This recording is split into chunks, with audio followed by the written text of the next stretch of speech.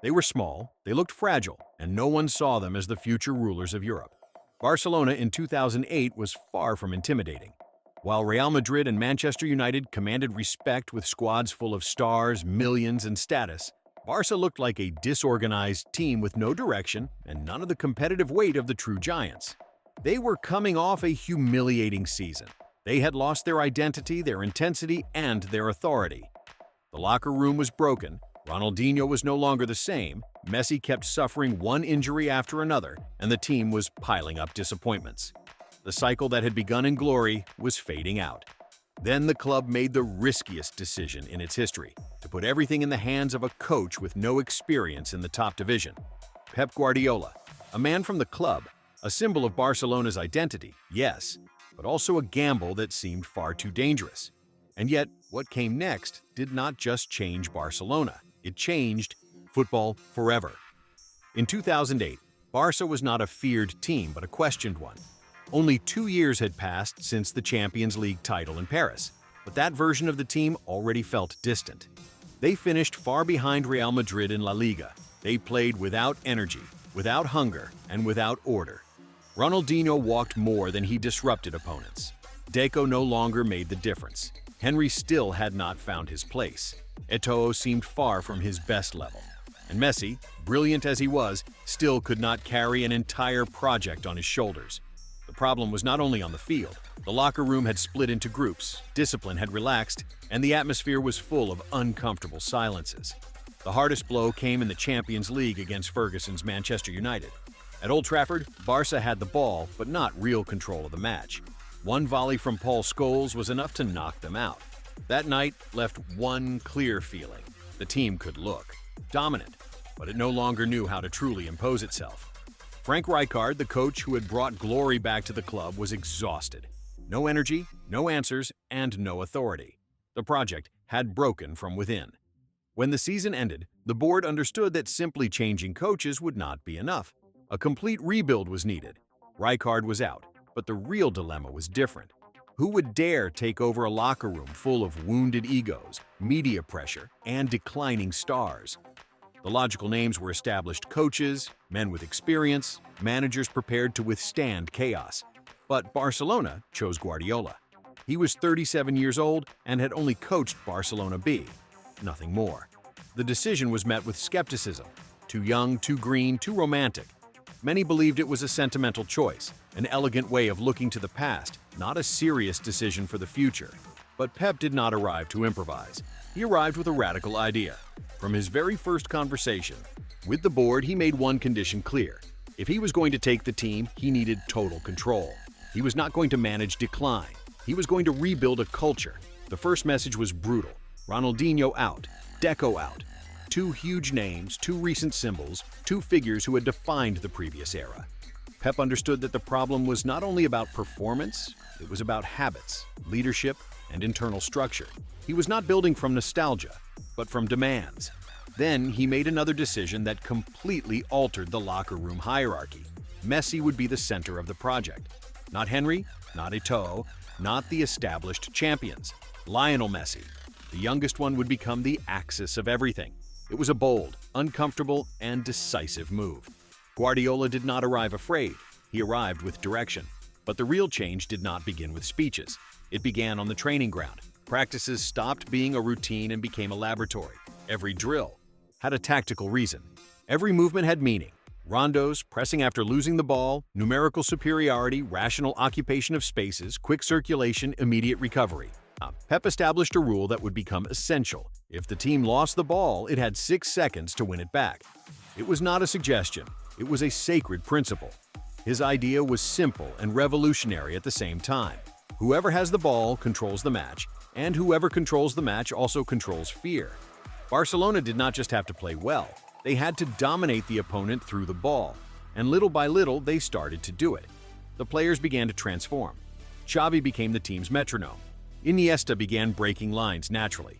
Busquets emerged as the perfect piece to balance everything. Messi stopped being only an extraordinary promise and started becoming the player who decided matches. Eto'o, who had come very close to leaving, responded with goals. Puyol and Piqué gave structure to the defense. Yaya Touré, Keita, Alves, Henry, Pedro. Each one understood his role within a machine that was beginning to function with overwhelming clarity.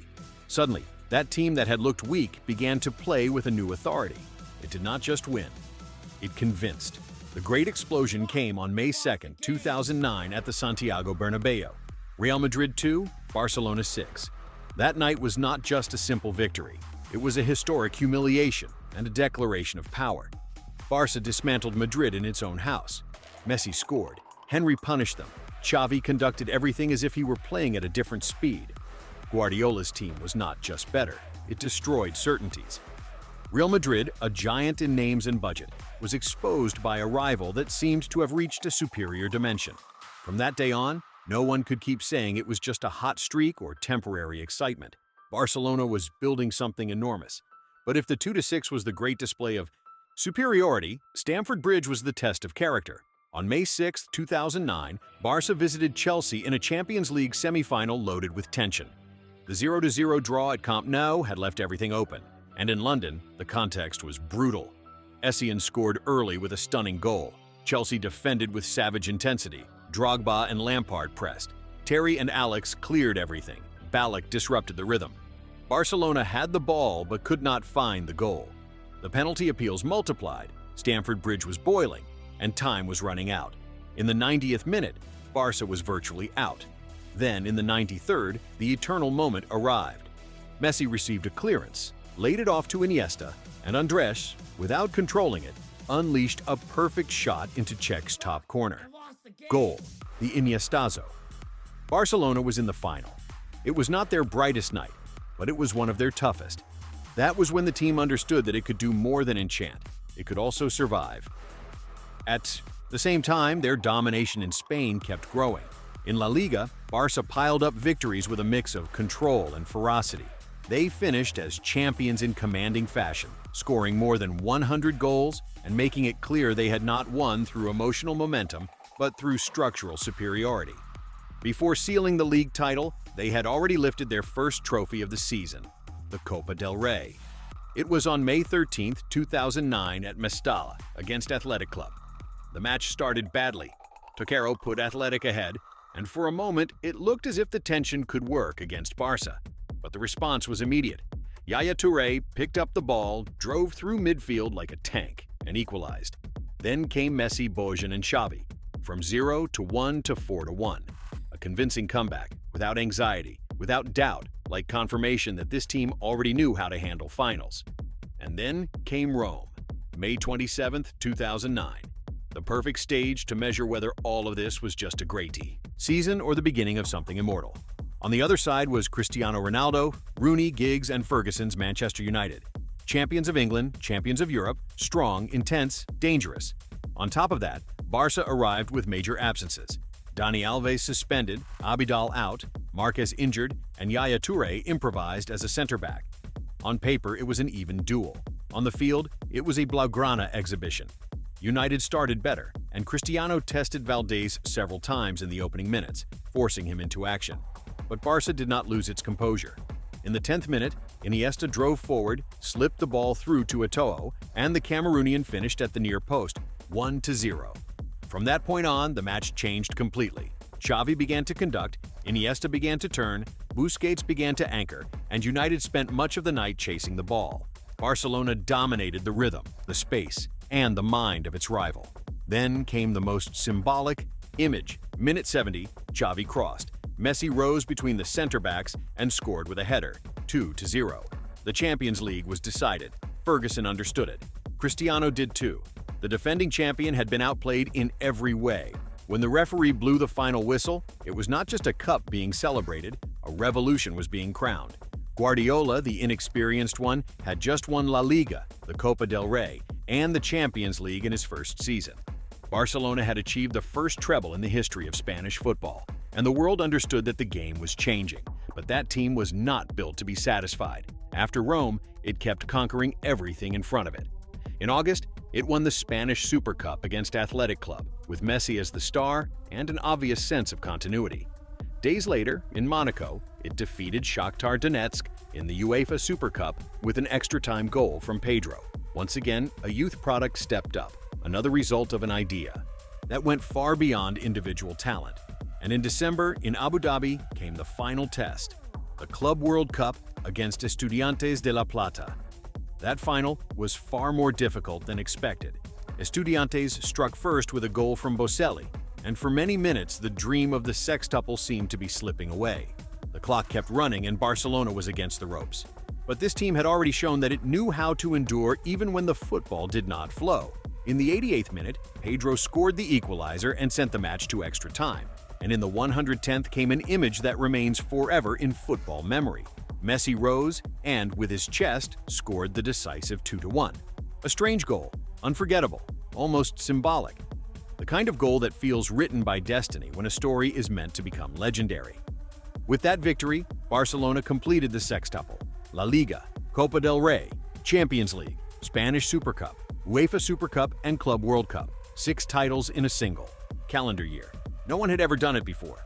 No team had ever won absolutely everything it played for in an extended season of that magnitude. What had begun as a reckless gamble ended as the perfect season. But if there was one thing that made that Barca eternal, it was not only the trophies, it was its origin. In the Rome final, there were 7 starters developed at La Masia: Xavi, Iniesta, Messi, Busquets, Piqué, Puyol, and Pedro. They were not stars assembled through checkbook spending, but footballers raised under the same idea since childhood. The essence of the team had not been bought. It had been cultivated. Guardiola did not build from scratch. He amplified what the club had been sowing for years, and that was where the true revolution lay. La Masia did not just produce technically gifted players. It developed footballers who understood the game, space, passing, tempo, pressure, and collective responsibility. That Barcelona proved that a clear identity could prevail. Over money, that patience could defeat urgency, and that a well-worked philosophy could conquer the world. It won everything, yes, but it also redefined what it meant to dominate. It did not impose fear through physicality or reputation. It imposed respect because it made the impossible look simple. Guardiola's Barcelona was not just a great champion, it was a team that changed the way football was understood. It turned possession into a total weapon, pressing into a form of suffocation, and the academy into the foundation of an empire. What had once seemed like a naive gamble became the model everyone wanted to copy afterward. And although many tried, almost no one truly managed to reproduce it. Because it was not just a tactical matter, it was a unique mix of talent, context, identity, and conviction. That team was born when the club seemed broken. It emerged from doubt, from a gray season, from a worn-out locker room, and a board forced to take a risk. That is why its story is even greater. Because it did not arise from the comfort of stability, but from chaos. Guardiola did not inherit a perfect machine. He inherited a crisis, and he turned it into the ultimate reference point of modern football. That is why, when people talk about Barcelona in 2009, they are not talking only about titles. They are talking about an idea that defeated skepticism, about an inexperienced coach who dared to break with the past, about a group of players who understood that playing well was not enough, that they also had to compete, endure, and dominate. And above all, they are talking about a team that stopped chasing greatness and started defining it. Some teams lift trophies, very few change football. That Barcelona did both. And that is why, more than a champion, it became a legend.